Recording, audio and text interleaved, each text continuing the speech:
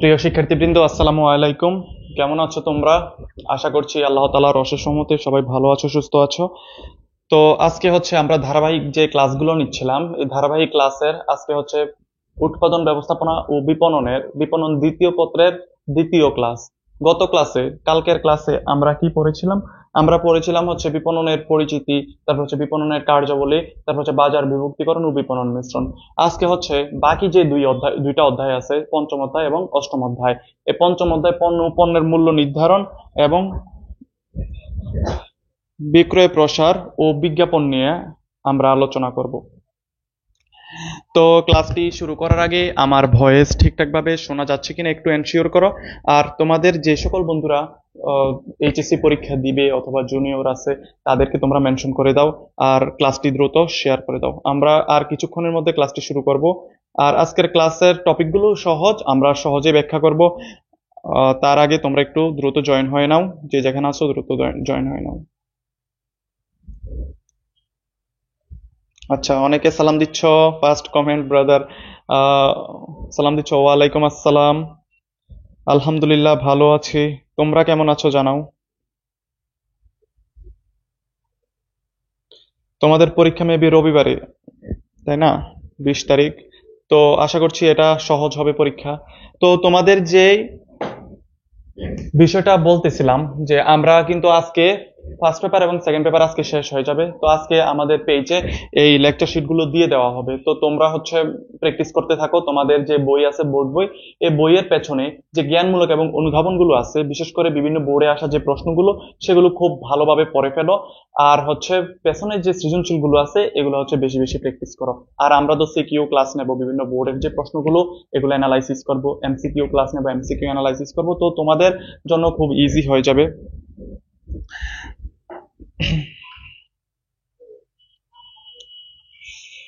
আচ্ছা,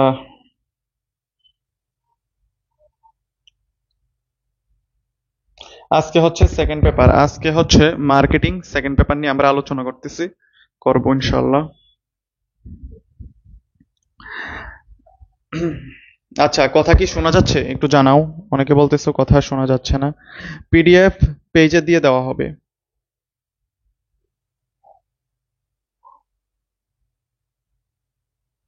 আচ্ছা, পিডিএফ গ্রুপে পেজে দিয়ে দেওয়া হবে।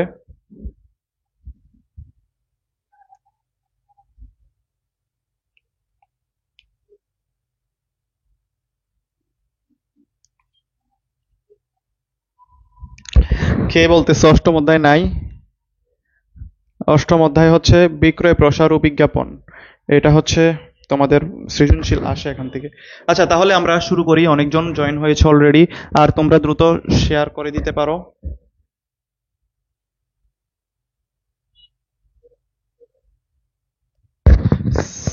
সেকেন্ড অধ্যায় না, দ্বিতীয় পত্র। এখানে হয়তো লিখতে ভুল করেছে। দ্বিতীয় পত্রের পঞ্চম অধ্যায় এবং অষ্টম অধ্যায়।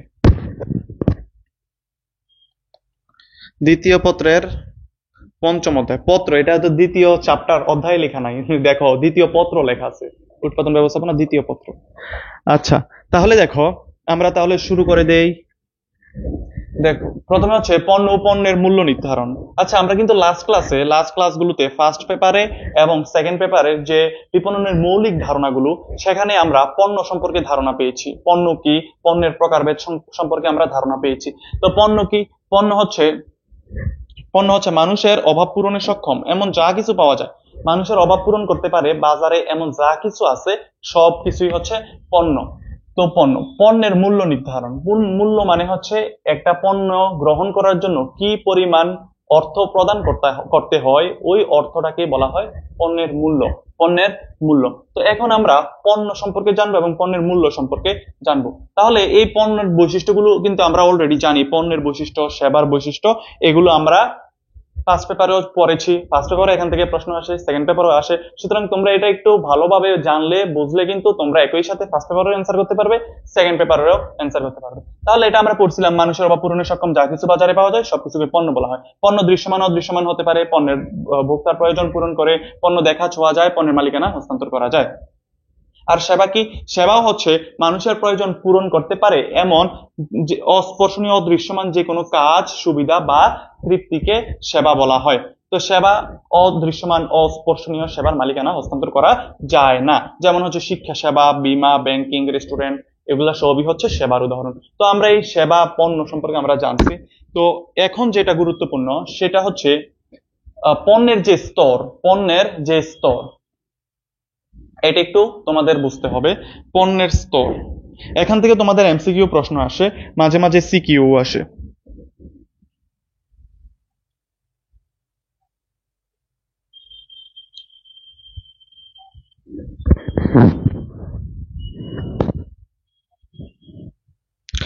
আচ্ছা, ফারজানা আহমেদ বলতেছেন ম্যাথগুলো আবার করাইতে। ম্যাথগুলা আচ্ছা, আমরা সৃজনশীল যখন প্র্যাকটিস করব, সিকিউ ক্লাস আছে আপনাদের, কালকে মেবি সিকিউ ক্লাস আছে। এই সিকিউ ক্লাসে হচ্ছে আপনাদের ম্যাথগুলো প্র্যাকটিস করানো হবে আর অন্যান্য সৃজনশীল গুলোও দেখা হবে। তারপরে হচ্ছে এরপরের দিন এমসিকিউ ক্লাস আছে, এমসিকিউ ক্লাসে আপনাদের এমসিকিউ সম্পর্কে ধারণা ইনশাল্লাহ দেওয়া হবে। আচ্ছা, তাহলে আমরা শুরু করে দিচ্ছি। পণ্যের স্তর, পণ্যের স্তর, পণ্যের স্তর কয় প্রকার? পণ্যের স্তর হচ্ছে তিনটি। পণ্যের স্তর হচ্ছে কয়টি? তিনটি। একটা হচ্ছে মৌলিক ক্রেতা ভ্যালু, প্রকৃত পণ্য, একটা হচ্ছে বর্ধিত পণ্য। এখন আসি মৌলিক ক্রেতা ভ্যালু কোনটা? মৌলিক ক্রেতা ভ্যালু, মৌলিক ক্রেতা ভ্যালু। আচ্ছা, মৌলিক ক্রেতা ভ্যালু হচ্ছে পণ্যের অন্তর্নিহিত গুণ বা বৈশিষ্ট্য। অন্তর্নিহিত গুণ বা বৈশিষ্ট্য, অন্তর্নিহিত গুণ বা বৈশিষ্ট্য, যেটা হচ্ছে কি মানুষের অভাবটা পূরণ করে, মানুষের অভাবটা পূরণ করে থাকে, সেটাকে বলা হয় মৌলিক ক্রেতা ভ্যালু। যেমন তোমরা পিপাসা লাগলে কি খাই আমরা? পানি। পানির জন্য আমরা দোকান থেকে এক বোতল পানি নিয়ে আসি। তো পানির বোতল সহ কিন্তু দেয়, ভিতরে যে পানিটা, এই পানিটা হচ্ছে আমাদের তৃষ্ণাটা মিটাচ্ছে, আমাদের অভাবটা পূরণ করতেছে। তো এই পানিটা হচ্ছে আমাদের কি? এটা হচ্ছে আমাদের মৌলিক ক্রেতা ভ্যালু। তারপরে আমরা যদি কলম কিনি, কলমের কিন্তু একটা বড় একটা দেয়, এটার ভিতরে যে কালিটা, যেটা দিয়ে আমরা লিখি, এই কালিটা হচ্ছে আমার অভাবটাকে পূরণ করতেছে। তাহলে এই কালিটা হচ্ছে মৌলিক ক্রেতা ভ্যালু। তার মানে একটা পণ্যের যে অংশটা বা যে গুণটা, যে বৈশিষ্ট্য মানুষের অভাবটা পূরণ করে, সেটাই হচ্ছে মৌলিক ক্রেতা ভ্যালু। সেটাই হচ্ছে কি? মৌলিক ক্রেতা ভ্যালু। তারপরে হচ্ছে প্রকৃত পণ্য। প্রকৃত পণ্য কি? এই মৌলিক ক্রেতা ভ্যালুকে কেন্দ্র করে যে কাঠামো বা যে নকশা দেওয়া হয়, যে স্ট্রাকচারটা দেওয়া হয়, সেটাকে বলা হয় প্রকৃত পণ্য।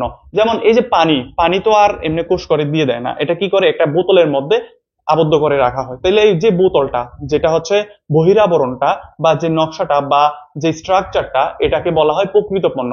এই কলমের কালির বাইরে যে কাঠামোটা, এই কাঠামোটা হচ্ছে প্রকৃত পণ্য। তাহলে বোঝা গেল প্রকৃত পণ্য কি? মৌলিক ক্রেতা ভ্যালুকে কেন্দ্র করে যে কাঠামো বা যে নকশাটা তৈরি করা হয়, সেটাকে বলা হয় প্রকৃত পণ্য। এবার আসি বর্ধিত পণ্য। বর্ধিত পণ্য কি?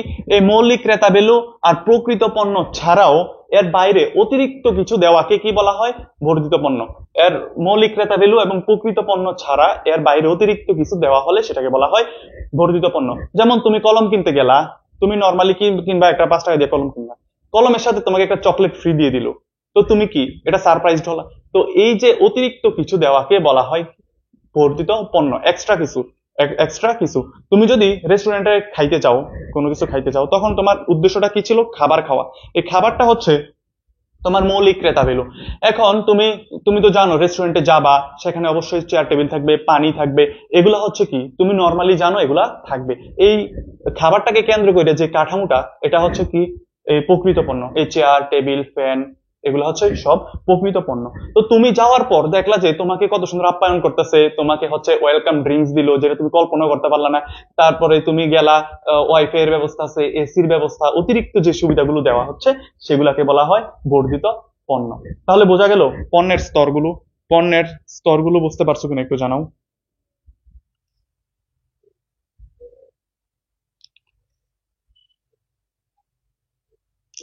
আহ আচ্ছা, মাহবুব দাস বলছেন যে গত ক্লাসের পিডিএফ পিডিএফ এখনো দেওয়া হয় নাই, আজকে হচ্ছে পেজে দিয়ে দেওয়া হবে, আজকে গত 2 ক্লাসের পিডিএফ একসাথে দিয়ে দেওয়া হবে।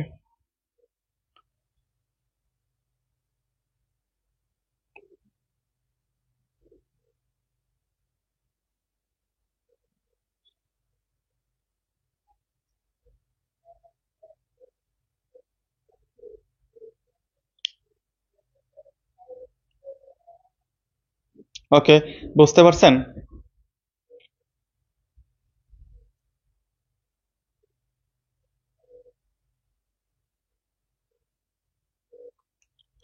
হ্যাঁ হ্যাঁ, শ্রী ফুয়াদ আহমেদ সৃজনশীল করানো হবে।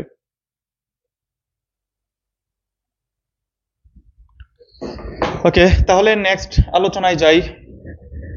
কোনো কিছু বুঝতে অসুবিধা হলে জানাবেন। পণ্যের প্রকারভেদ। আচ্ছা, এই পণ্যের প্রকারভেদ কিন্তু আমরা অলরেডি জানি, আমরা পড়ছিলাম। পণ্য হচ্ছে 2 প্রকার, একটা হচ্ছে ভোগ্য পণ্য, শিল্প পণ্য। ভোগ্য পণ্য হচ্ছে চূড়ান্ত ভোক্তাদের জন্য যে পণ্যটা তৈরি করা হয়, এটা হলো ভোগ্য পণ্য। আর শিল্প পণ্যের ক্রেতারা যে পণ্য ক্রয় করে সেটাকে বলা হয় শিল্প পণ্য। তো ভোগ্য পণ্যের বৈশিষ্ট্য আমরা জানি যে ক্রেতার সংখ্যা বেশি হয়, অল্প পরিমাণে ঘন ঘন ক্রয় করে, নিয়মিত ক্রয় করে, দামে সাধারণ কম থাকে, তারপরে বন্টন প্রণালী দীর্ঘ হয়। তো এগুলো হচ্ছে ভোগ্য পণ্য। আর শিল্প পণ্যটা আমরা অলরেডি পড়ছিলাম। তো এই কারণে আমরা এটা আর আলোচনা করতেছি না। আপনারা গত যে লেকচার গুলো ছিল সেগুলোতে অলরেডি জেনে যাবেন। তো ভোগ্য পণ্যের যে প্রকারভেদ সেগুলোও আমরা আলোচনা করছিলাম, যে প্রধান পণ্য, লোভনীয় পণ্য, জরুরি পণ্য, সরবরাহ পণ্য, ফ্যাশন পণ্য। তো এই যে 4 প্রকার, সুবিধা পণ্য, শপিং পণ্য, বিশিষ্ট পণ্য, অযাচিত পণ্য, এগুলো কিন্তু আমরা অলরেডি আলোচনা করছি যে লাস্ট যে ক্লাসে। তো সেটাতেই জেনে যাবেন, নতুন করে কিছু পড়তে হবে না। আপনি যদি ওইটার সাথে এটা লিঙ্ক করে পড়তে পারেন তাহলে কিন্তু ইজি, মানে সেম পড়া, সেম কিন্তু ফার্স্ট পেপারে আসবে, সেকেন্ড পেপারও আসবে। আচ্ছা, তারপরে যদি আমরা আলোচনায় যাই, এগুলো আলোচনা করতেছি না, এটা অলরেডি আমরা আলোচনা করে ফেলছি লাস্ট ক্লাসে। এবার আসি পণ্যের জীবন চক্র, খুবই গুরুত্বপূর্ণ। এখান থেকে আপনাদের সৃজনশীল আসবে। তাহলে আপনাদের এই অধ্যায় থেকে সৃজনশীল কোথা থেকে আসবে? এখান থেকে হচ্ছে যে পণ্যের প্রকারভেদ, একটু আগে যেটা দেখলাম, লাস্ট ক্লাসে আলোচনা করছিলাম, এই পণ্যের প্রকারভেদ আর হচ্ছে এই পণ্যের জীবন চক্র, এখান থেকে আপনাদের সৃজনশীল আসবে। আর হচ্ছে বাট্টা যে ছাড়, পণ্যের মূল্য নির্ধারণের বিষয় থেকে প্রশ্ন আসবে। মূল্য নির্ধারণ, পণ্যের জীবন চক্র, পণ্যের প্রকারভেদ, এই 3টে অংশ থেকে আপনাদের সৃজনশীল গুলো আসে।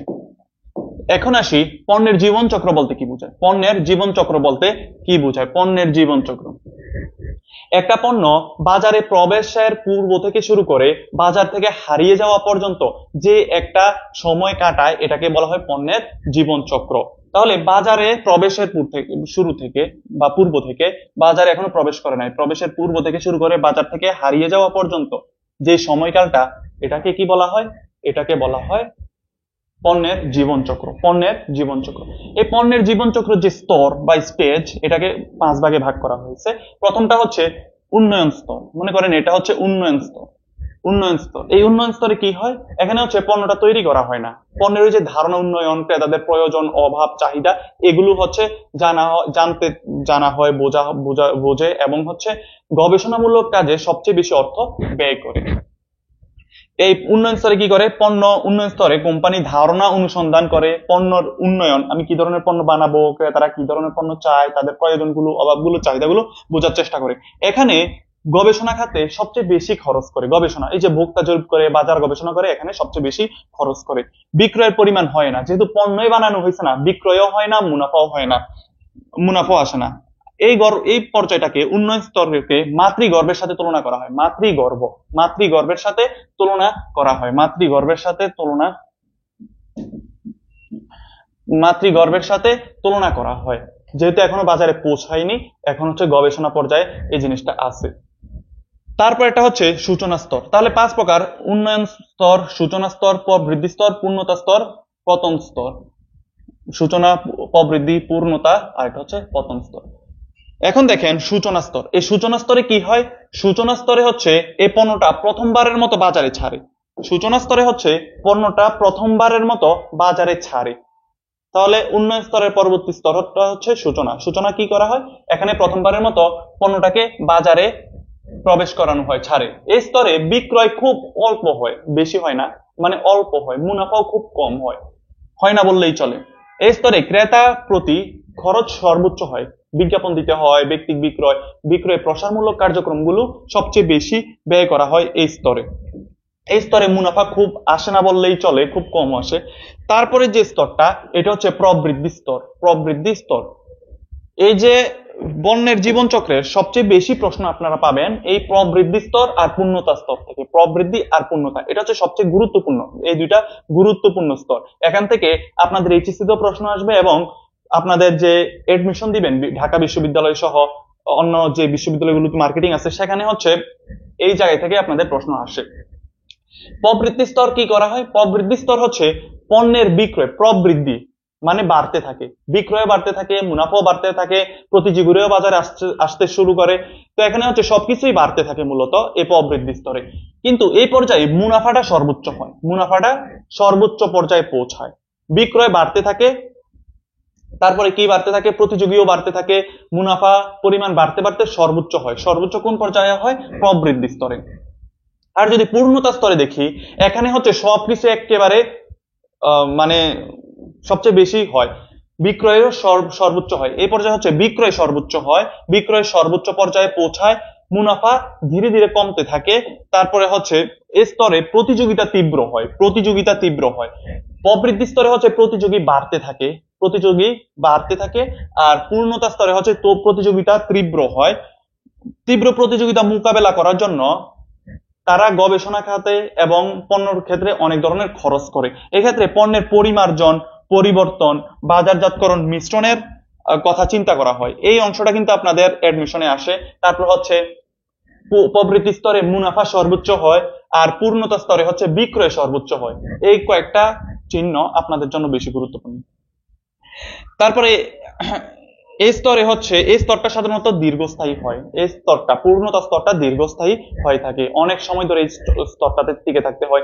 এই স্তরে টিকে থাকার জন্য কি করতে হয়? আমাদের তীব্র প্রতিযোগিতা মোকাবেলা করতে হয়। এই জন্য পরিবর্তন, পরিমার্জন, বাজারজাতকরণ, মিশ্রণের প্রসার ঘটাতে হয়। আচ্ছা, তাহলে তারপর যদি আমরা দেখি পতন স্তর, পতন স্তরে কি হয়? এই স্তরে পূর্ণতা স্তরে আরেকটা কাহিনী হয়। পূর্ণতা স্তরে কি হয়? পূর্ণতা স্তরে বিক্রয় তো সর্বোচ্চ হয়, তো বিক্রয় আবার ধীরগতিতে কমতে থাকে, বিক্রয় আবার কি হয়? ধীরগতিতে কমতে থাকে, ধীরগতিতে বিক্রয়টা কমতে থাকে পূর্ণতা স্তরে।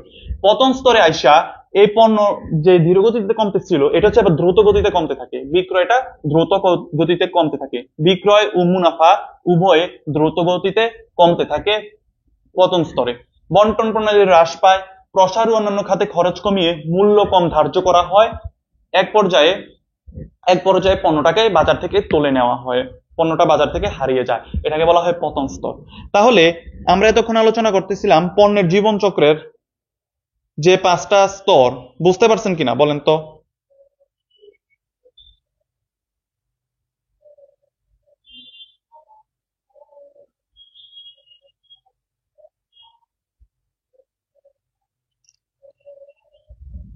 বুঝতে পারছেন কিনা একটু জানান।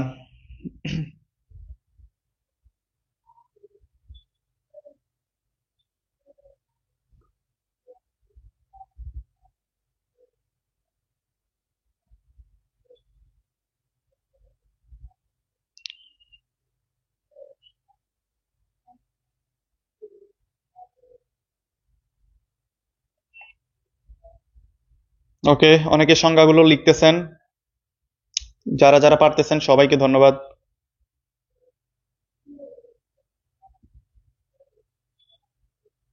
ওকে, ক্লিয়ার না? তাহলে আমরা নেক্সট আলোচনায় যাইতে পারি।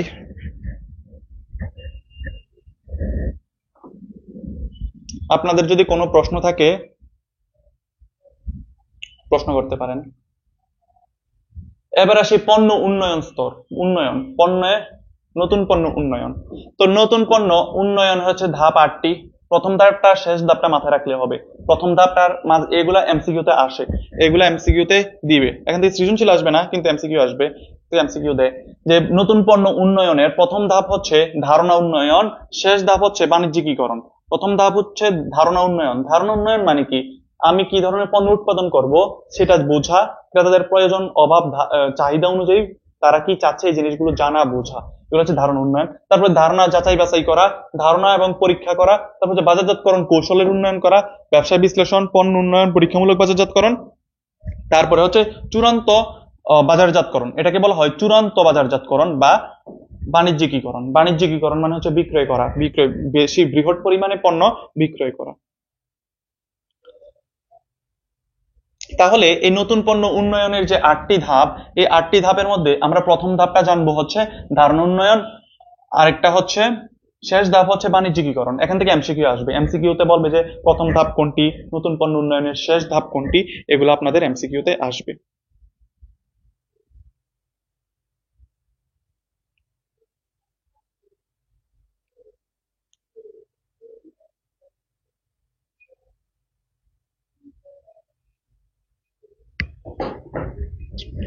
আচ্ছা, এখন আসি পণ্যের মূল্য নির্ধারণ। পণ্যের মূল্য নির্ধারণ। আচ্ছা, মূল্য বলতে আসলে আমরা কি বুঝি? মূল্য বলতে বুঝি একটা পণ্য গ্রহণ করার জন্য আমার যেই পরিমাণ অর্থ ব্যয় করতে হয়, এই অর্থটাকে বলা হয় মূল্য। যে পরিমাণ অর্থ ব্যয় করতে হয় তাকে মূল্য বলা হয়।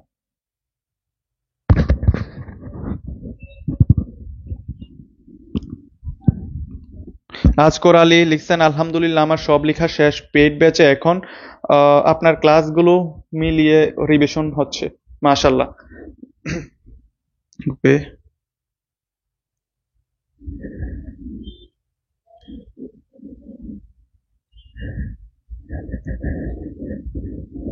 তারপরে দেখেন পণ্যের মূল্য বুঝলাম যে পণ্য বা সেবার বিনিময়ে কি পরিমাণ অর্থ পরিশোধ করতে হয় তার পরিমাণকে মূল্য বলা হয়। আচ্ছা, এখন মূল্য কেন নির্ধারণ করা হয়?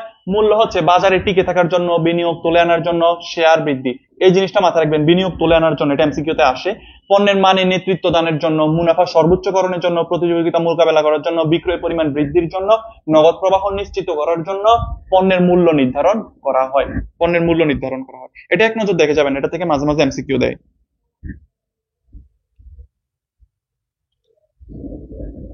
এখন আসি পণ্যের মূল্য নির্ধারণ। পণ্যের মূল্য নির্ধারণের পদ্ধতি। পণ্যের মূল্য নির্ধারণের পদ্ধতি হচ্ছে 3 প্রকার।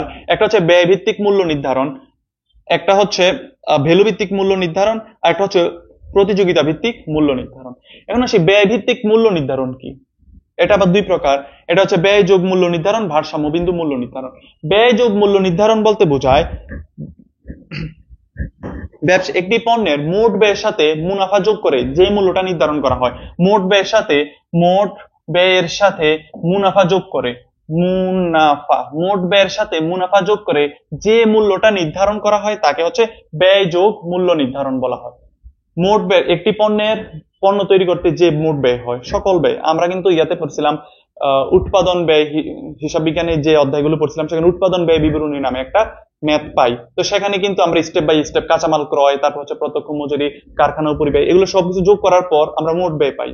এই মোট ব্যয়ের সাথে আমরা নির্দিষ্ট পরিমাণ মুনাফা যোগ করি, যে 10%, 20%, 25%, 30% মুনাফা যোগ করে আমরা বিক্রয় মূল্য পাই। তো ওই এটা কনসেপ্টটা মাথায় রাখলে কিন্তু আপনারা বুঝতেছেন যে মোট ব্যয়ের সাথে মুনাফা যোগ করলে কি পাওয়া যায়? বিক্রয় মূল্য পাওয়া যায়। তাহলে মোট ব্যয়ের সাথে নির্দিষ্ট পরিমাণ মুনাফা যোগ করে যে মূল্যটা নির্ধারণ করা হয় তাকে বলা হয় ব্যয় যোগ মূল্য নির্ধারণ। এটাকে মার্কআপ মূল্য নির্ধারণও বলা হয়। মার্কআপ মূল্য নির্ধারণও বলা হয়। এটা আপনাদের এমসিকিউতে আসবে, কোন মূল্য নির্ধারণকে মার্কআপ মূল্য নির্ধারণ বলা হয়।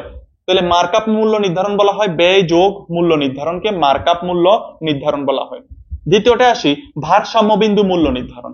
ভারসাম্য বিন্দু মানে কি? Break even point. Break even পয়েন্টকে ভারসাম্য বিন্দু মূল্য নির্ধারণ করা। ভারসাম্য বিন্দু কি? ব্রেক ইভেন পয়েন্ট, ভারসাম্য বিন্দু। তো যে বিন্দুতে বিক্রয় আয় এবং মোট ব্যয় সমান থাকে, যে বিক্রয়ে, মনে করেন এটা ব্যয়, যে এটা হচ্ছে ব্যয়, আমার একটা পণ্য এই পরিমাণ ব্যয় হয়েছে, তো যে বিন্দুতে বিক্রয় আয় এবং মোট ব্যয়টা সমান হয়, যে বিন্দুতে বিক্রয় আয় এবং মোট ব্যয়টা সমান হয়, এটা হলো বিক্রয়, এটা হচ্ছে বিক্রয় আয়, আর এটা হচ্ছে ব্যয়, মোট ব্যয়। যে বিন্দুতে বিক্রয় আয় এবং মোট ব্যয় সমান হয় ইকুয়াল, এটাকে বলা হয় ভারসাম্য বিন্দু, ব্রেক ইভেন পয়েন্ট, ভারসাম্য বিন্দু। তো এই বিন্দুটা কেন নির্ধারণ করা হয়? এই বিন্দুটা নির্ধারণ করা হয় এই কারণে যে আমি যদি এই পয়েন্টের বেশি বিক্রয় করি তাহলে আমার মুনাফা হবে, আর যদি এই বিন্দুর কম বিক্রি করি তাহলে আমার লস হবে। তাহলে আমি একটা বিন্দু যে 10,000-এর বেশি যদি আমি বিক্রি করি আমার লাভ হবে, 10,000-এর কম যদি বিক্রি করি আমার ক্ষতি হবে। তাহলে এই ব্রেক ইভেন পয়েন্টে বা ভারসাম্য বিন্দুতে আয় ব্যয় কি থাকে? সমান থাকে। আয় ব্যয় সমান থাকে। তাহলে বুঝতে পারছেন? তারপরে যদি দেখি ভ্যালু ভিত্তিক মূল্য নির্ধারণ। ভ্যালু ভিত্তিক মূল্য নির্ধারণ কি? ভ্যালু ভিত্তিক মূল্য নির্ধারণ হচ্ছে একটি পণ্যের প্রতি ক্রেতার মনোভাবের উপর ভিত্তি করে যে মূল্যটা নির্ধারণ করা হয় তাকে হচ্ছে ভ্যালু ভিত্তিক মূল্য নির্ধারণ বলা হয়। ক্রেতার উপলব্ধি এবং মনোভাব, ক্রেতার উপলব্ধি এবং হচ্ছে মনোভাব, ক্রেতার উপলব্ধি এবং মনোভাবের উপর ভিত্তি করে যে মূল্যটা নির্ধারণ করা হয় তাকে হচ্ছে ভ্যালু ভিত্তিক মূল্য নির্ধারণ করা বলা হয়। এখন মনোভাবটা কি? যে মূল্য, যেটা বললাম যে উপলব্ধিটা কি আসলে, যেমন আপনি মনে করেন আপনি গুলিস্তান থেকে একটা শার্ট কিনতে চাচ্ছেন বা একটা জুতা কিনতে চাচ্ছেন অথবা একটা মোবাইল কিনতে চাচ্ছেন। তো সেখানে একটা শার্ট কিনতে গেলে আপনার কত খরচ হবে? আপনার হচ্ছে 200 থেকে 250 টাকা, 250 টাকা খরচ হবে। আপনি যদি এটা এলিফ্যান্ট রোড থেকে কিনেন তখন আপনার কত খরচ হবে? 500 টাকা, বা নিউ মার্কেট থেকে কিনলে 400-500 টাকা খরচ হবে। আপনি যদি এটা বসুন্ধরা থেকে কিনেন তখন আপনার কত খরচ হবে? মনে করেন যে 2000 টাকা। তো এই যে দামটা পরিবর্তন হইতেছে এক এক জায়গা থেকে, ধরেন সেম প্রোডাক্টে যদি বিক্রি করে গুলিস্তানে একরকম দাম, তারপর নিউ মার্কেটে একরকম দাম, আবার হচ্ছে বসুন্ধরা তার একরকম দাম। এই যে কেন দামটা হচ্ছে ভ্যালু, আপনি জানেন গুলিস্তানের দাম কম, এখানে হচ্ছে প্রোডাক্ট কম থাকবে, আর হচ্ছে নিউ মার্কেটে তুলনামূলক থাকবে, আর হচ্ছে যদি বসুন্ধরা থেকে কেনেন সেখান থেকে কোয়ালিটিও ভালো থাকবে, দামটা ভালো থাকবে। এই একটা পণ্যের প্রতি যে ক্রেতার বিভিন্ন মনোভাব, এই মনোভাবের উপর ভিত্তি করে যে আহ, মূল্যটা নির্ধারণ করা হয় সেটাকে বলা হয় ভ্যালু ভিত্তিক মূল্য নির্ধারণ। ভ্যালু ভিত্তিক মূল্য নির্ধারণ। তারপরে আসি প্রতিযোগিতা ভিত্তিক মূল্য নির্ধারণ। প্রতিযোগিতা ভিত্তিক মূল্য নির্ধারণ, এই প্রতিযোগিতা ভিত্তিক মূল্য নির্ধারণ আবার দুই প্রকার। একটা হচ্ছে চলমান হারে মূল্য নির্ধারণ, আর একটা হচ্ছে দরপত্র ভিত্তিক মূল্য নির্ধারণ। চলমান হারে মূল্য নির্ধারণ বলতে আমরা কি বুঝি?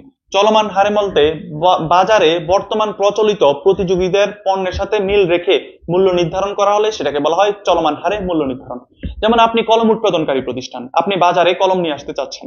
তো আপনি বাজারে দেখলেন যে যারা ক্রেতা আছে তারা মূলত 5 টাকার কলমটা সবচেয়ে বেশি কিনে।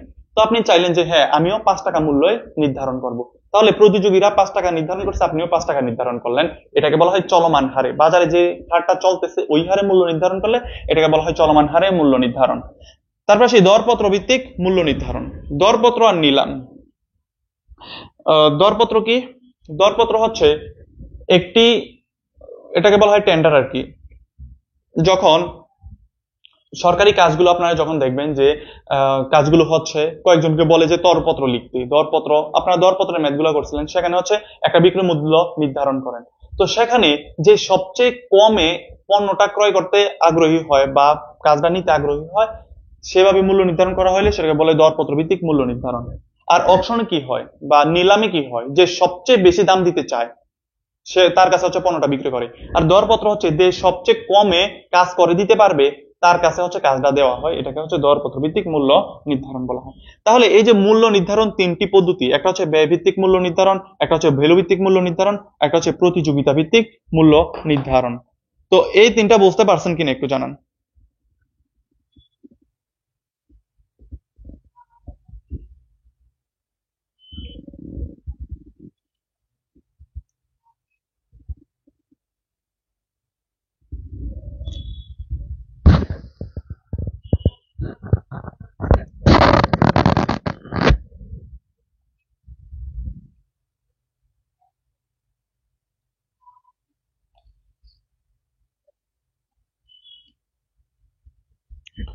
আচ্ছা, বুঝতে পারছেন। তাহলে আমরা নেক্সট যাই, নেক্সট আলোচনায়। এখন হচ্ছে এগুলো ব্যাখ্যা করা দেওয়া আছে, এগুলো হচ্ছে আপনারা করলেই হবে।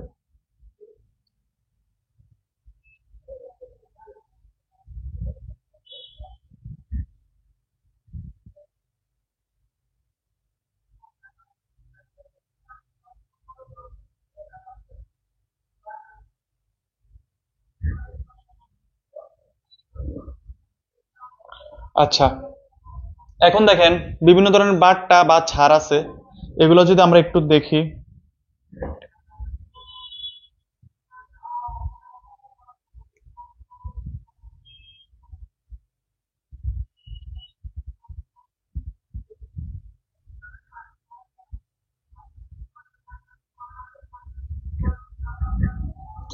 দেখো, বাট্টা বা ছাড়, বাট্টা হচ্ছে তালিকা মূল্য থেকে যে পরিমাণ অর্থ কম রাখা হয়। একটি পণ্যের তালিকা মূল্য থেকে যে পরিমাণ অর্থ কম রাখা হয় তাকে হচ্ছে বাট্টা বা ছাড়। বাট্টা কি? ধরো একটা তালিকা মূল্য 100 টাকা দেওয়া আছে, তোমার থেকে হচ্ছে 90 টাকা রাখলো, তাহলে এই যে 10 টাকা কম রাখলো, এই 10 টাকাকে বাট্টা বা ছাড় বলা হয়, বাট্টা বা ছাড়। তাহলে বাট্টা আর ছাড়ের সংজ্ঞা সেম, যে পণ্যের তালিকা মূল্য থেকে যে মূল্য কম রাখা হয় বা যে মূল্য, যে কম মূল্যে বিক্রি করা হয় তাকে হচ্ছে বাট্টা বা ছাড় বলা হয়। তারপর দেখো, বিভাজিত মূল্য নির্ধারণ। বিভাজিত মূল্য নির্ধারণ কি? এক একটা পণ্যের জন্য যখন আলাদা আলাদা মূল্য নির্ধারণ করা হয়, এক এক পণ্যের জন্য যখন আলাদা আলাদা মূল্য নির্ধারণ করা হবে তখন তাকে বলা হবে কি? তখন তাকে বলা হবে বিভাজিত মূল্য নির্ধারণ। তারপর হচ্ছে মনস্তাত্ত্বিক মূল্য নির্ধারণ। এই মনস্তাত্ত্বিক মূল্য নির্ধারণ কি করা হয়? এখানে হচ্ছে রাউন্ড ফিগারে মূল্যটা নির্ধারণ করা হয় না। যেমন হচ্ছে 990 টাকা, 990 টাকা। তো সবাই মনে করে যে হ্যাঁ 1000-এর কম, তো কিন্তু কত টাকা কম? 10 টাকা কম। 999 টাকা বা 99 টাকা, তখন কয় 100 টাকার তো কম, 100 তো না। যদি বলতো 100 টাকা, তাহলে বলে 100 টাকা খরচ হবে। যদি বলে যে 99 টাকা, ওই তো আচ্ছা 90-এর মধ্যে আছে, যে 100 টাকার কমই আছে। তো এটা হচ্ছে মনস্তাত্ত্বিক মূল্য নির্ধারণ করা। তো দেখবেন যে বর্তমানে যে মূল্যগুলো নির্ধারণ করে, কোনোদিন রাউন্ড ফিগার হয় না, যে 10,000 টাকা, 10,000 টাকা ধারণ করা হয় না। বলে যে 9,999 টাকা বা 9,990 টাকা, 9,990 টাকা বা 99 টাকা। তো এভাবে হচ্ছে মূল্য নির্ধারণ করা হইলে এটাকে বলা হয় বিভাজিত মূল্য নির্ধারণ। সরি, এটাকে বলা হয় মনস্তাত্ত্বিক মূল্য নির্ধারণ। টাকার অঙ্কটা কি থাকে না, রাউন্ড ফিগারে থাকে না, এটা হচ্ছে বিভাজিত মূল্য নির্ধারণ।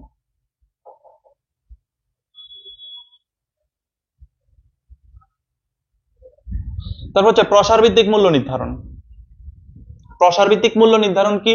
এটা হচ্ছে পণ্যের বিক্রয় বাড়ানোর জন্য যে প্রসারমূলক কাজ, কিছু দাম কমিয়ে দেওয়া, কিছু হচ্ছে ছাড় দেওয়া, কিছু হচ্ছে ফ্রি দেওয়া, এমন যদি কোনো মূল্য নির্ধারণ করে তখন তাকে প্রসার ভিত্তিক মূল্য নির্ধারণ বলা হয়। এটা হচ্ছে ভৌগোলিক মূল্য নির্ধারণ।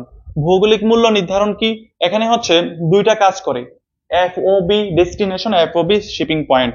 FOB shipping point, FOB destination. যেমন বলা হয় এফওবি শিপিং পয়েন্ট বলতে কি বোঝায়? এফওবি শিপিং পয়েন্ট মানে হচ্ছে আমি যদি একজন যে বিক্রেতা, সে হচ্ছে পণ্যটা জাহাজের ঘাট পর্যন্ত পৌঁছে দিবে, পৌঁছে দেওয়া পর্যন্ত সকল খরচ বহন করবে হচ্ছে বিক্রেতা। আর হচ্ছে এফওবি ডেস্টিনেশন বা গন্তব্য। এফওবি ডেস্টিনেশন বলতে বোঝায় যে যখন একটা পণ্য বিক্রয় করে সেটা হচ্ছে একেবারে ক্রেতার বাড়িতে পৌঁছে দেওয়া পর্যন্ত সকল খরচ বিক্রেতা বহন করে, এটাকে বলা হয় এফওবি ডেস্টিনেশন। তাহলে এফওবি শিপিং পয়েন্ট আর ডেস্টিনেশনটা একটু মাথায় রাখতে হবে। তারপরে আরেকটা আছে হচ্ছে ছাড়ের মধ্যে যদি আরেকটু আলোচনা করি, কিছু আছে নগদ বাট্টা, কিছু আছে পরিমাণ বাট্টা, কিছু আছে কার্যভিত্তিক বাট্টা, কিছু আছে মৌসুমী বাট্টা। তো দেখেন, কিছু আছে নগদ বাট্টা। নগদ বাট্টা আমরা কিভাবে চিনবো? নগদ বাট্টা হচ্ছে পাওনা টাকা আদায়ের জন্য যে বাট্টাটা দেওয়া হয় সেটাকে বলে নগদ বাট্টা। এখন দেখেন 2/10 নিট, নিট 30, এমন যত বাট্টা দেখবেন সেটা হচ্ছে নগদ বাট্টার উদাহরণ। 2/10 নিট 30, এমন যত দেখবেন এটা হচ্ছে নগদ বাট্টার উদাহরণ। এটা কিভাবে বুঝবেন? এটার মানে কি? 10 দিনের মধ্যে যদি টাকা ফেরত দেয় তাহলে 2% বাট্টা দিবে, আর 30 দিনের মধ্যে অবশ্যই টাকা ফেরত দিতে হবে। এখন আসে পরিমাণ বাট্টা কি? বেশি পরিমাণে পণ্য ক্রয় করলে যে ছাড়টা দেয় সেটাকে বলা হয় পরিমাণ বাট্টা। তারপর কার্যভিত্তিক বার্তা কি? এটা হচ্ছে ব্যবসায়ীদের জন্য, তারা যদি একটা টার্গেট দিয়ে দেয়, ওই টার্গেট পূরণ করতে পারলে তাদেরকে যে এক্সট্রা সুবিধাটা দেয় সেটা হচ্ছে কার্যভিত্তিক বার্তা। এটা হচ্ছে মৌসুমী বার্তা।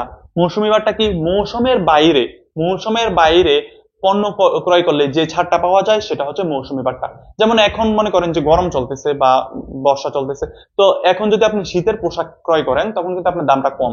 আপনি যদি শীতকালে গিয়ে ছাতা কিনেন অথবা অন্য কিছু কিনেন তখন কিন্তু ছাতার দামটা একটু কম পাবেন, কারণ কি? এটা মৌসুমের বাইরে পণ্যটাকে বিক্রয়ের জন্য যে ছাড়টা দিয়ে থাকে সেটাকে বলা হয় মৌসুমী বার্তা।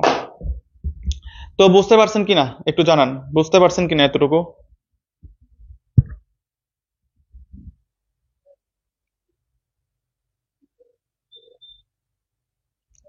ওকে, তাহলে আমরা নেক্সট আলোচনায় যাচ্ছি। একটু প্র্যাকটিসটা করেন, এই প্র্যাকটিসটা একটু করেন।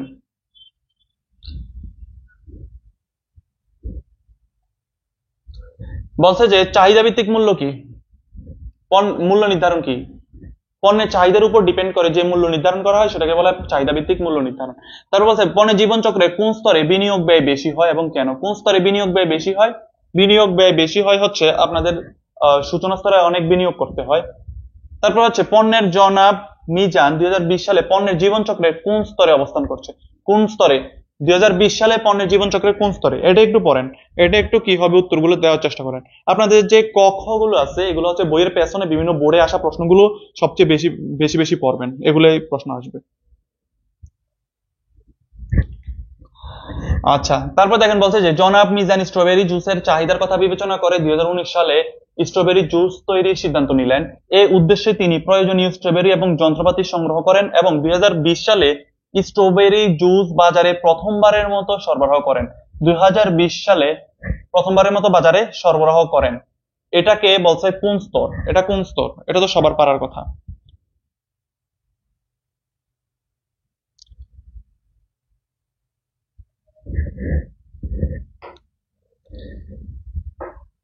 তাহলে এটা ওকে, অনেকে দিচ্ছেন এটা হচ্ছে সূচনা স্তরের অন্তর্ভুক্ত। সূচনা। তাহলে সূচনা স্তর কেন? এটা হচ্ছে প্রথমবারের মতো বাজারে পণ্যটাকে ছাড়া হয়, এটা হচ্ছে সূচনা স্তর। ওকে, তারপরটা বলছে উদ্দীপকের জনাব মিজান 2021 সালে গৃহীত সিদ্ধান্ত কি যথার্থ? পণ্যের জীবন চক্রের স্তর নির্ণয় পূর্বক মতামত বিশ্লেষণ করো। আচ্ছা, 2021 সালে কি করছে? বলছে যে প্রতিযোগী বাজারে প্রবেশ করায় 2021 সালে তিনি প্রতিযোগিতায় টিকে থাকার জন্য উন্নত প্রযুক্তির ব্যবহার, স্ট্রবেরি জুসের সাথে তোকমা মিশ্রণ করে বাজারে ছাড়েন।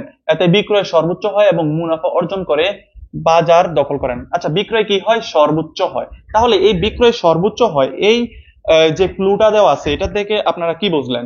এটা কোন স্তর? এটা কোন স্তরে আছে?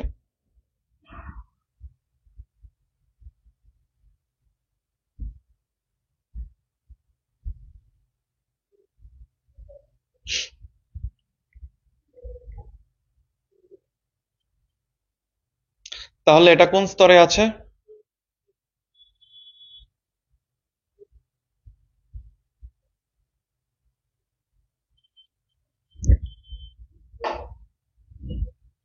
হ্যাঁ, এটা হচ্ছে পূর্ণতা স্তর। এটা হচ্ছে কি স্তর? এটা হচ্ছে পূর্ণতা স্তর। কারণ পূর্ণতা স্তরে পূর্ণতা স্তরে কি হয়? পূর্ণতা স্তরে হচ্ছে বিক্রয় সর্বোচ্চ হয়, প্রতিযোগিতা তীব্র হয়, প্রতিযোগিতায় টিকে থাকার জন্য তারা হচ্ছে বিভিন্ন ধরনের কৌশল ব্যবহার করে। এগুলো পূর্ণতা স্তরে আছে। তাহলে বুঝতে পারছেন সৃজনশীলটা?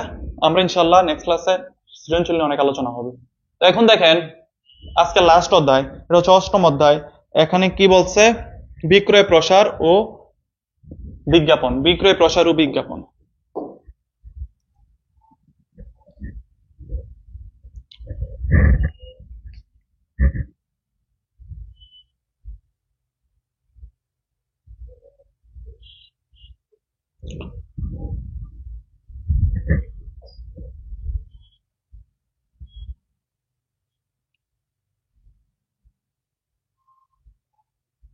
আচ্ছা, দেখেন বিক্রয় প্রসার ও বিজ্ঞাপন। বিক্রয় প্রসার বোঝার আগে আগে বুঝতে হবে বাজারজাতকরণ প্রসার কি, বিপণন প্রসার কি। প্রসার মানে হচ্ছে বিক্রয় বৃদ্ধির কার্যক্রম। বিপণনকারী প্রতিষ্ঠান যখন তাদের পণ্য বা সেবা বিক্রয় বৃদ্ধির কার্যক্রম গ্রহণ করে তখন তাকে বলা হয় প্রসার। বিক্রয় বৃদ্ধির কার্যক্রমকে কি বলা হয়? প্রসার। এই প্রসারের বিভিন্ন শ্রেণী বিভাগ আছে বা কৌশল আছে। প্রসারের হাতিয়ার হচ্ছে পাঁচটি। একটা হচ্ছে বিক্রয় প্রসার, জনসংযোগ, বিজ্ঞাপন, ব্যক্তি বিক্রয়, প্রত্যক্ষ বিপণন। তাহলে এই পাঁচটা হচ্ছে মার্কেটিং প্রমোশন বা বাজারজাতকরণ প্রসারের হাতিয়ার পাঁচটি। এই অধ্যায়ে আমরা বিক্রয় প্রসার এবং বিজ্ঞাপন এই দুইটা নিয়ে আলোচনা করা হয়েছে। এখান থেকে আপনাদের প্রশ্ন আসবে। তো প্রথমে আসি, বিজ্ঞাপন বলতে আমরা কি বুঝি? বিজ্ঞাপন মানে হচ্ছে নির্দিষ্ট উদ্যোক্তা কর্তৃক অর্থ প্রদত্ত মাধ্যমে কোনো পণ্য বা সেবার যে নৈর্ব্যক্তিক উপস্থাপনাকে বিজ্ঞাপন বলা হয়। বিক্রয় প্রসার হচ্ছে বিক্রয় বৃদ্ধির স্বল্পমেয়াদী উদ্দীপনামূলক কার্যক্রমকে বিক্রয় প্রসার বলা হয়। জনসংযোগ হচ্ছে জনগণের নিকট একটি পণ্য বা প্রতিষ্ঠানের ভাবমূর্তি প্রকাশ করার জন্য যে অর্থ ব্যয় করে তাকে হচ্ছে জনসংযোগ বলা হয়। যেমন হচ্ছে এই যে এনসিপি এখন যাচ্ছে না জুলাই পদযাত্রা, এটা হচ্ছে একটা জনসংযোগের অন্তর্গত। তো বাংলাদেশের যে বর্তমান স্পন্সর কি ক্রিকেটের যে রবি, তারা যে অর্থটা ব্যয় করতেছে এটা হচ্ছে জনসংযোগের অন্তর্গত। তারপরে ব্যক্তিক বিক্রয়, ব্যক্তি কর্তৃক কোন পণ্যের সরাসরি বিক্রয়কে ব্যক্তিক বিক্রয় বলা হয়। তারপর হচ্ছে প্রত্যক্ষ বাজারজাতকরণ, ডিরেক্ট মার্কেটিং, যেটা যে বাজারজাতকরণের মাধ্যমে সরাসরি ক্রেতার বাসায় পণ্য পৌঁছে দেওয়াকে ডিরেক্ট মার্কেটিং বলা হয়।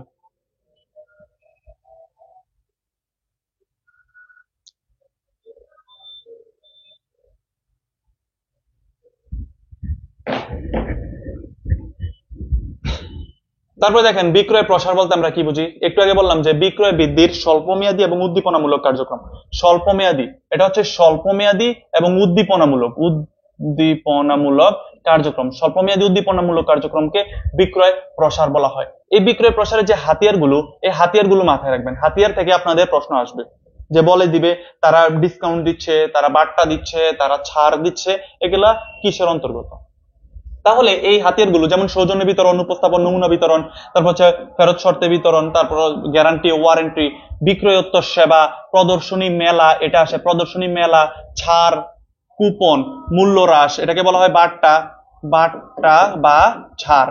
এগুলো যখন দেখবেন তখন হচ্ছে এটা কিসের, বিক্রয় প্রসারের অন্তর্গত। তো এই যে কৌশলগুলো, উপহার প্রদান, শুভেচ্ছা বিনিময়, শুভেচ্ছা জ্ঞাপন, সামাজিক কাজে অংশগ্রহণ, এগুলা হচ্ছে যে হাতিয়ারের কৌশল, এই হাতিয়ারগুলো মাথায় রাখবেন, এই হাতিয়ারগুলো মাথায় রাখবেন। এখান থেকে আপনাদের সৃজনশীল প্রশ্ন আসবে। তাহলে বিক্রয় প্রসার গেল। এখন আসি বিজ্ঞাপন। বিজ্ঞাপনটা একটু বেশি গুরুত্বপূর্ণ, এখানে অনেকগুলো ক্লাসিফিকেশন আছে, লাগে এটা বেশি জানতে হয়। আচ্ছা, বিজ্ঞাপনের সঙ্গে আমরা কি দিছিলাম? বিজ্ঞাপন হচ্ছে নির্দিষ্ট উদ্যোক্তা কর্তৃক অর্থ প্রদত্ত মাধ্যমে নির্দিষ্ট উদ্যোক্তা কর্তৃক কোন পণ্য বা সেবার নৈর্ব্যক্তিক উপস্থাপনাকে বিজ্ঞাপন বলা হয়। তাহলে এখানে তিনটা সূত্র বা তিনটা আমরা নীতি দেখতেছি, মূলনীতি তিনটা।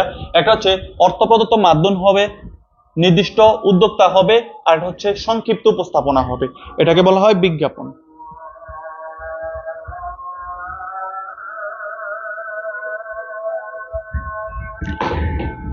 তো এখন বিজ্ঞাপনের যে বৈশিষ্ট্য, এটা নির্দিষ্ট উদ্যোক্তা থাকবে, নৈর্ব্যক্তিক, অর্থ প্রদত্ত মাধ্যম হবে, গণ উপস্থাপনা মানে সবার জন্য উপস্থাপনা হবে, একমুখী যোগাযোগ প্রক্রিয়া, এটা গুরুত্বপূর্ণ। একমুখী যোগাযোগ প্রক্রিয়া, এটা এমসিকিউতে আসে। এটা বলে যে নিচের কোনটি একমুখী যোগাযোগ প্রক্রিয়া। বিজ্ঞাপন, যেমন বিজ্ঞাপন দিলে, যখন টিভিতে বিজ্ঞাপন দেয়, ওই বিজ্ঞাপন প্রতিষ্ঠানকে যারা বিজ্ঞাপন দেয় তাদের কিন্তু আমরা প্রশ্ন করতে পারি না, জাস্ট দেখেই থাকি। ওয়ালে যখন কিছু একটা লাগানো থাকে আমরা শুধু দেখেই থাকি, কিন্তু তাদেরকে প্রশ্ন করার সুযোগ নাই। তাহলে তারাই বলতেছে, আমরা জাস্ট শুনতেছি। এটাকে বলা হয় একমুখী যোগাযোগ প্রক্রিয়া। বিজ্ঞাপনের মাধ্যমে কি হয়? ব্যয় হ্রাস পায়, ক্রেতাদের ধরন চাহিদার পরিবর্তন হয়, বাজারে টিকে থাকা যায়, প্রচার। এখন দেখেন বিজ্ঞাপনের যে মাধ্যমগুলো, এই মাধ্যমগুলো খুবই গুরুত্বপূর্ণ। এখান থেকে আপনাদের সৃজনশীল আসবে। বিজ্ঞাপনের যে মাধ্যম, বিজ্ঞাপনের এই মাধ্যম থেকে আপনাদের সৃজনশীল আসবে। আজান দিচ্ছে, 2টা মিনিট একটু ওয়েট করি।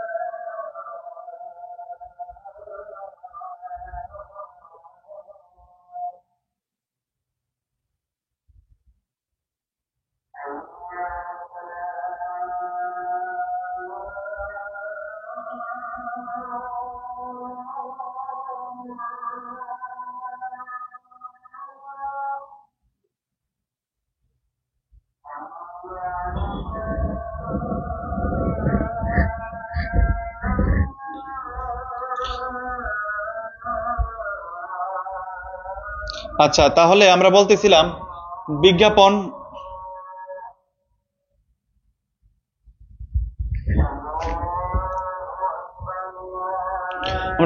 বিজ্ঞাপনের বিভিন্ন মাধ্যম, এই মাধ্যম থেকে আপনাদের প্রশ্ন আসবে। সংবাদপত্র, তারপর হচ্ছে ক্রেতাদের অবস্থান, রেডিও, সাময়িকী, টেলিভিশন, চলচ্চিত্র, প্রাচীরপত্র, তারপর হচ্ছে প্রদর্শনী, নিয়ন সাইন, আকাশ বিজ্ঞাপন, বিলবোর্ড, তারপর হচ্ছে প্রত্যক্ষ ডাক, আর এটা আছে প্রাচীরপত্র। প্রাচীরপত্র আছে। তো এগুলো হচ্ছে আমাদের বিজ্ঞাপনের মাধ্যম। এখান থেকে আপনাদের সৃজনশীল আসবে, বলবে যে এটা কোন মাধ্যমের কথা বলা হয়েছে, এই ধরনের সৃজনশীল আসবে। তো সবচেয়ে বেশি আছে নিয়ন সাইন, প্রাচীরপত্র, তারপরে হচ্ছে আকাশ বিজ্ঞাপন তেমন আসে না, বিলবোর্ড, এগুলো হচ্ছে সবচেয়ে বেশি আসে। সংবাদপত্র, এগুলো সবচেয়ে বেশি আসে। তো এগুলো যদি আমরা সৃজনশীল প্র্যাকটিস করি তখন আমরা বুঝতে পারবো। তো এগুলো একটু মাথায় রাখবেন।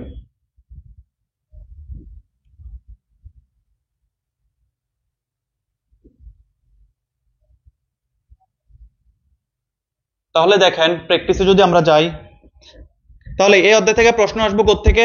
এই অধ্যায়ের আমাদের বিক্রয় প্রসারের কৌশলগুলো একটু মাথায় রাখবেন।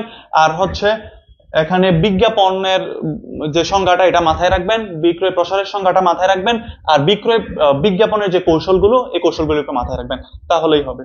তো আমরা যদি একটু প্র্যাকটিসে যাই, বলছে যে বিক্রয়োত্তর সেবা কি? বিক্রয় পরবর্তীতে যে সেবা প্রদান করা হয় তাকে বিক্রয় সেবা বলা হয়। বলছে বিজ্ঞাপন ও প্রচার কি উভয় লগে এক হলেও বিষয় দুটো ভিন্ন। বিজ্ঞাপন ও প্রচার এক হলেও লক্ষ্য এক হলেও বিষয় দুটি ভিন্ন। আচ্ছা, আমরা বিজ্ঞাপন করছিলাম, এবং যদি একটু প্রচারটা পড়ি, প্রচার বলতে আমরা কি বুঝি? প্রচার মানে হচ্ছে এখানেও নির্দিষ্ট উদ্যোক্তা আছে, নির্দিষ্ট উদ্যোক্তা কর্তৃক অর্থ প্রদত্ত মাধ্যমে, সরি, এটা হচ্ছে নির্দিষ্ট উদ্যোক্তা কর্তৃক অর্থ প্রদত্ত, এখানে হচ্ছে টাকা লাগে না, অর্থ প্রদত্ত মাধ্যম নৈবিত্তিক উপস্থাপনা বা সংক্ষিপ্ত উপস্থাপনাকে বিজ্ঞাপন প্রচার বলা হয়। তাহলে বিজ্ঞাপন হচ্ছে কি? নির্দিষ্ট উদ্যোক্তা কর্তৃক অর্থ প্রদত্ত মাধ্যমে কোনো পণ্য বা সেবার নৈবিত্তিক উপস্থাপনাকে বিজ্ঞাপন বলা হয়। আর প্রচার হচ্ছে নির্দিষ্ট উদ্যোক্তা থাকবে কিন্তু অর্থ প্রদান করতে হবে না, অর্থ প্রদত্ত মাধ্যমে কোনো পণ্য বা সেবার নৈবিত্তিক উপস্থাপনাকে প্রচার বলা হয়। প্রচারটা হচ্ছে বেশি গুরুত্বপূর্ণ, বেশি হচ্ছে গ্রহণযোগ্য, আর বিজ্ঞাপনটা হচ্ছে কম গ্রহণযোগ্য, যেহেতু এটা অর্থ প্রদান করে, এই কারণে। তারপরে গয়ে বলছে যে উদ্দীপকে শতাব্দীর রিয়েল এস্টেট কোম্পানি কোন ধরনের কার্যক্রম গ্রহণ করছে। শতাব্দীর রিয়েল এস্টেট কোম্পানি কোন ধরনের কার্যক্রম গ্রহণ করেছে ব্যাখ্যা করতে। তাহলে শতাব্দীর রিয়েল এস্টেট কি করছে আমরা যদি একটু দেখি, রাজধানীর সাভারে শতাব্দী রিয়েল এস্টেট কোম্পানির একটি আবাসন প্রকল্প রয়েছে।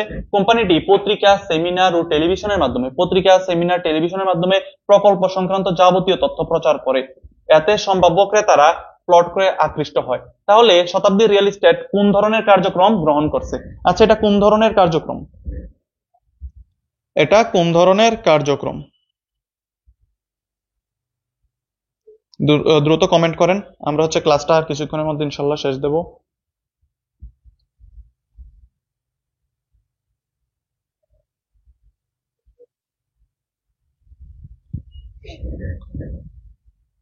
হ্যাঁ, তাহলে এটা কি? বিজ্ঞাপন। যেহেতু পত্রিকা, টেলিভিশনের মাধ্যমে প্রচার করতেছে, তাহলে বিজ্ঞাপনের কাজটি সম্পাদন করেছেন। তারপর উদ্দীপকে বর্ণিত প্রতিষ্ঠানের গৃহীত বিপণনের প্রসার কৌশলের যৌক্তিকতা ব্যাখ্যা করো। তারা কি ধরনের প্রসার কৌশল ব্যবহার করছে আমরা যদি দেখি পরবর্তীতে। সম্প্রতি কোম্পানি বর্ষবরণ উপলক্ষে প্লট বুকিং এ নগদ 5% ছাড় এবং একটি ল্যাপটপ পুরস্কার প্রদান করছে। এতে কোম্পানির প্লটের বিক্রয়ের ব্যাপক হারে বৃদ্ধি পেয়েছে। এই যে প্রসার কৌশলটা, এই কৌশলটা আসলে কি? এই কৌশলটা কি হবে? এটা হচ্ছে বিক্রয় প্রসার। কারণ হচ্ছে ডিসকাউন্ট, ছাড়, পুরস্কার, মেলা, প্রদর্শন, এগুলো সব হচ্ছে কি বিক্রয় প্রসারের উদাহরণ। তাহলে ঘ হবে কি? বিক্রয় প্রসার। তো আশা করছি বুঝতে পারছো ক্লাসটা। তো কালকের ক্লাসে হচ্ছে আমরা ইনশাআল্লাহ সিকিউ নিয়ে আলোচনা করব, সৃজনশীল প্রশ্ন নিয়ে আলোচনা করব। সবাই হচ্ছে যথাসময়ে উপস্থিত থাকবে। আর নেক্সট ক্লাসে, কালকের পরের দিন হচ্ছে আমরা এমসিকিউ নিয়ে আলোচনা করব। তো আশা করছি তোমাদের উপকারে আসতেছে ক্লাসগুলো। তো তোমাদের সবার জন্য শুভকামনা রইলো। আজকের ক্লাস এতটুকুই, কালকেও সবাই উপস্থিত থাকবেন ইনশাআল্লাহ। সবার জন্য শুভকামনা। আসসালামু আলাইকুম।